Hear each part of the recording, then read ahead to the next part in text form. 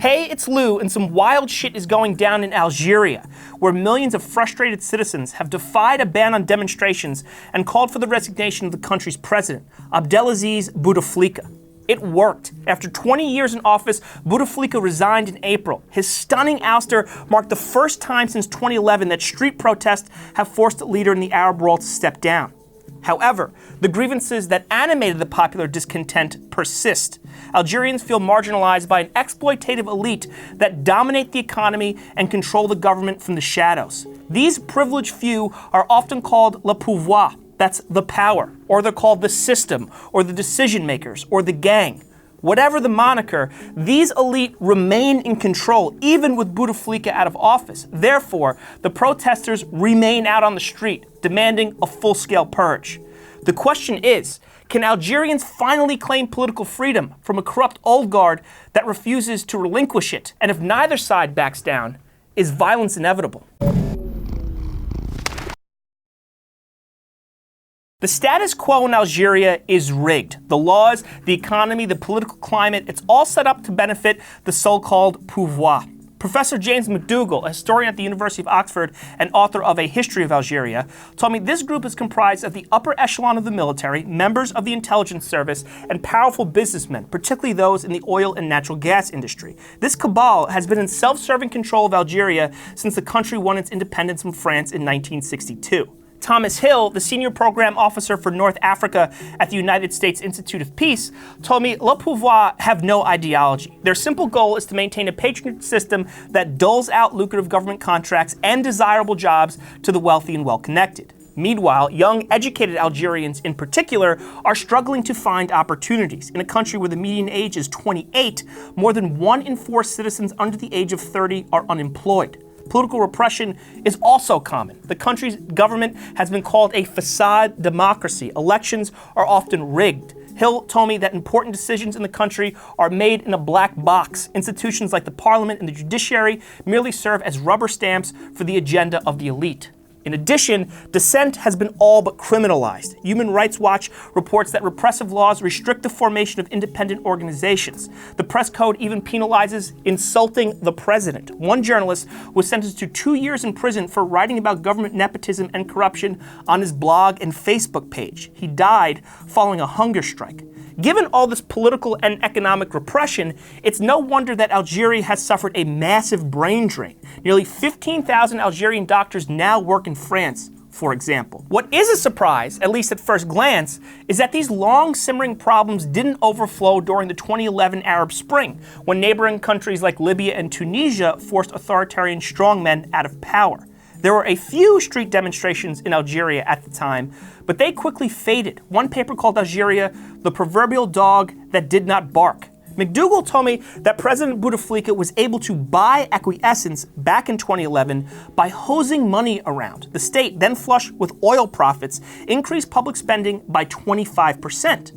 Furthermore, the Arab Spring didn't bloom in Algeria because it's a society that prioritizes stability and security. And to understand that distaste towards unrest, McDougall explained, you have to understand the country's history. In 1992, the army canceled the legislative elections when it became clear that a group of Islamist politicians were going to win key seats. The army claimed it was merely trying to maintain a secular state, but they were also protecting the status quo that enriched them. Eventually, a sort of civil guerrilla war broke out between the Islamists and the army. This is the Black Decade. Both sides were accused of horrific abuses. Beheadings, rapes, and indiscriminate murders were common. An estimated 200,000 civilians died. Hosni Abidi, the Algerian Swiss director of the Center for Study and Research on the Arab and Mediterranean World, told me the trauma from this period makes Algerians reluctant to engage in civil disobedience. As one Algerian writer put it, quote, Algerians have every reason in the world to want a revolution, but one big reason not to want a revolution. Our protest movements in the past led to a brutal civil war. Ironically, a desire to move past this civil war is what brought Bouteflika to the presidency in the first place. In 1999, he was seen as a consensus candidate, not totally in the pocket of the uber-powerful military, but a connected war veteran who had served in a previous administration. He ran on a national reconciliation platform and won. Now, McDougall told me Bouteflika's idea of reconciliation was essentially ignoring the bloodshed of the past and failing to hold war criminals accountable. But he did manage to usher in a new era in Algeria. McDougall added that Bouteflika opened up the economy a bit and oversaw stellar GDP growth. He also demonstrated that he was independent by firing the generals behind the 1992 election cancellation. So perhaps Bouteflika wasn't a total puppet, but he was definitely a greedy autocrat. He marginalized the parliament, ruled by presidential decree, and revised the constitution towards his own ends, including by eliminating term limits. McDougall told me he also co-opted the opposition by including them in the patronage system. This centralization of power, combined with a windfall in oil profits, allowed Bouteflika to advance Le Pouvoir's agenda. But in 2013, he had a debilitating stroke. Since then, he's rarely seen in public. He doesn't give speeches. He essentially became the president in name only, while his cronies call the shots.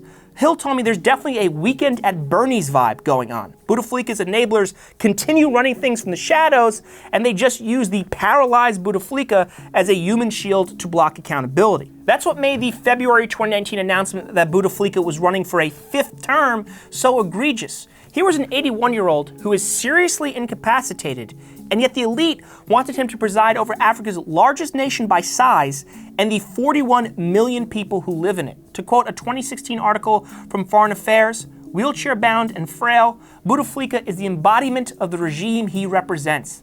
Aged and aloof, part of a generation of 70-year-olds presiding over a country in which roughly 67% of the population is under 30. This was so outrageous, McDougall told me, that it unified a whole range of disparate protest movements. In February, demonstrations kicked off and soon became widespread. Public media initially tried to ignore the movement, but high-ranking journalists quit to join the cause. Eventually, millions of Algerians participated in peaceful protests all across the country. Their target wasn't just a president in deteriorating health, but the whole Le Pouvoir system that propped him up. They wanted a top-to-bottom purge. Bouteflika, or at least the people who tell him what to do, soon promised that he wouldn't run for that 5th term. But the protesters did not think that was enough. Then Bouteflika resigned and new elections were scheduled for July 4th. Still not enough. The protests continued. Then some of Bouteflika's business cronies were arrested. Not good enough. More demonstrations. Hill told me that Le Pouvoir, which is suffering from infighting, keeps throwing out sacrificial lambs to appease the street. But changes here and there apparently won't suffice. Algerians want root and branch reforms. Protesters are shouting down with the system, and you ate the country, you bunch of thieves. Yet, the demonstrators have been remarkably non-violent.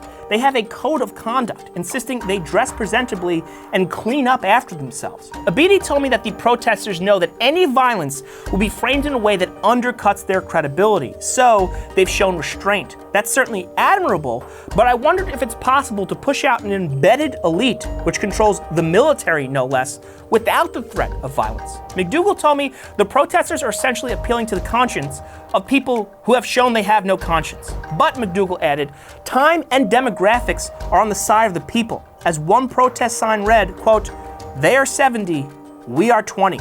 So perhaps the youth can just wait out the old, especially since Le Pouvoir has lately been doomed by incompetence and backstabbing. However, Hill fears that violence may be inevitable. Le Pouvoir feels like it's making significant concessions, and they're frustrated by the persistence of the crowd. Hill thinks the military might get increasingly aggressive. After all, protesters were initially allowed to do pretty much whatever they wanted, but now security forces are using water cannons and closing down certain streets. And keep in mind, the security forces have a disturbing record of violently putting down social movements. There's also a fear that the protesters know what they want to get rid of, but they don't know what they want to replace it with. The opposition might be unified for now, but fissures lurk underneath the surface. As one commentator writes, the movement, quote, suffers from the Arab Spring's fatal flaw, the absence of leadership. Yet, perhaps a fear of post-pouvoir disorder is not a compelling enough reason to retain a broken and exploitative status quo. Yes, the hard work of managing the transition from a closed government to an open one is filled with pitfalls. History has shown us that in places like Iraq and Libya. But with their ingrained aversion to violence, perhaps Algeria is different in their unity, in their insistence on peaceful protest, and in their now months-long stamina in demanding change. Algerians have exhibited a relentless desire to reclaim their country. Does that threaten stability? Of course. Will challenges emerge once an opposition is forced to govern? Definitely. But freedom is a more worthy goal than not rocking the boat.